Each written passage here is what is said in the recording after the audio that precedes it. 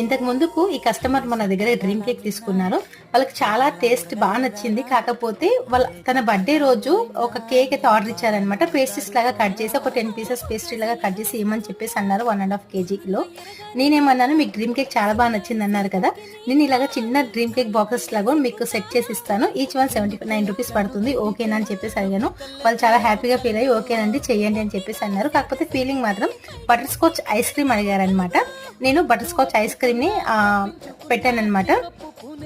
Next process మొత్తము dream cake లాగానే అనమాట. కింద బేస్, తర్వాత ఐస్ క్రీమ్ ఫీలింగ్, తర్వాత చాక్లెట్ గనాష్, తర్వాత hot chocolate.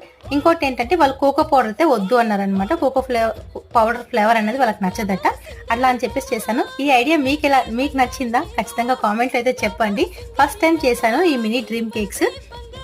Each one 79 rupees. ఎవరికైనా కావాలంటే ఆర్డర్ చేసుకోవచ్చు. Thank you for watching.